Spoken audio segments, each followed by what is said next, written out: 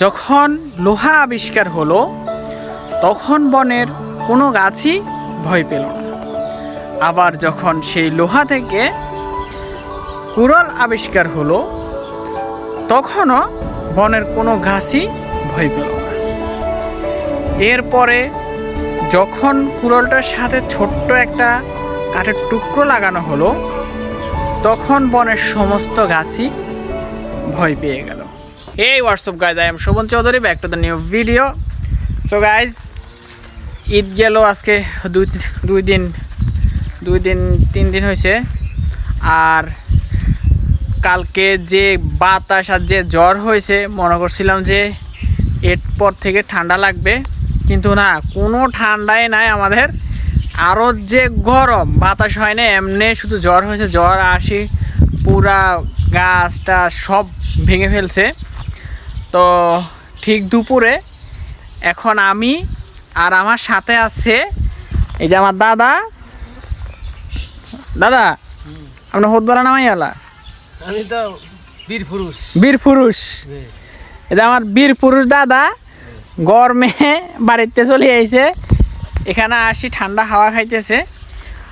মোটামুটি বাতাসটা খুবই অসাধারণ, এখানে আবহাওয়াটা খুবই সুন্দর, একদম ঠান্ডা ঠান্ডা।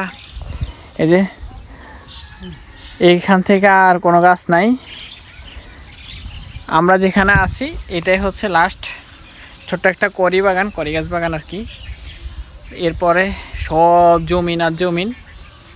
আর আমার দাদা মূলত আসছে হলো ওই যে ওনার গরু আছে এখানে, উনি এখানে বসে বসে ফোন দেখতেছে আর গরুগুলো দেখতেছে।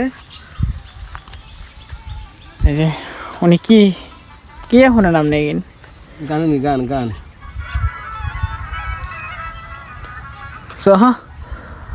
উনি হচ্ছে ভান্ডারি শুনতেছে, ভান্ডারি গান। তো এদিকে আরও পোলাফেন আসার কথা, রাজু আছে, তারপর হচ্ছে আরিফে, আরও টুসি বাতিজা এরা আসার কথা। এরা হচ্ছে আমরা আজকে এখানে বল খেলতে পারি। এই যে এখানে এই পানিওয়ালা জমিটা, এটা মাঠের মধ্যে পানি জমে গেছে বৃষ্টিতে, আমরা এখানে বল খেলতে পারি। সো ওরা আসার কথা, আসলে খেলবো, না আসলে বাদ। তো আমি চিন্তা করলাম যে আমরা আসি আগে একটু হাওয়া বাতাস খাই, আর এমনিতে অনেক রোদ পড়তেছে। সো একটা কথা ভাবতে একটা কথা মনে পড়ে গেল। কথাটা আসলে বলি, যখন লোহা আবিষ্কার হলো তখন বনের কোনো গাছই ভয় পেল না। আবার যখন সেই লোহা থেকে কুড়াল আবিষ্কার হলো তখনও বনের কোনো গাছই ভয় পেল না।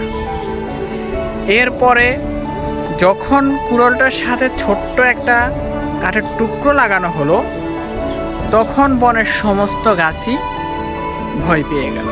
এইবার বনের সবচেয়ে ছোট একটা গাছ বড় গাছগুলোকে জিজ্ঞাসা করলো, যখন লোহা আবিষ্কার হলো তখনও কিন্তু তোমরা ভয় পেলে না। এরপর এই লোহা থেকে যখন কুড়াল বানানো হলো তখনও কিন্তু তোমরা ভয় পেলে না। যখন এই কুড়ালটার সাথে একটা কাঠের লাঠি যোগ করা হলো তখন তোমরা ভয় পাচ্ছ কেন? তো বনের সবচেয়ে বড় যে গাছটা, ওই গাছটা ব্যাখ্যা দিল, মানুষ তোমার ক্ষতি করতে যতই চাক না কেন, যখন তোমার ঘরের ভিতর শত্রু থাকে তোমার, তাহলে তুমি যত বড় শক্তিশালী হও না কেন, তুমি অল্পতেই ধ্বংস হয়ে যাবে। দেখো, যখন ওই লোহা আবিষ্কার হলো তখন ওই লোহা দিয়ে কেউ গাছ কাটতে পারত না। আর ওই লোহা থেকে যখন কুড়াল আবিষ্কার হলো তখনও কেউ এই কুড়াল দিয়ে আমাদেরকে কাটতে পারত না।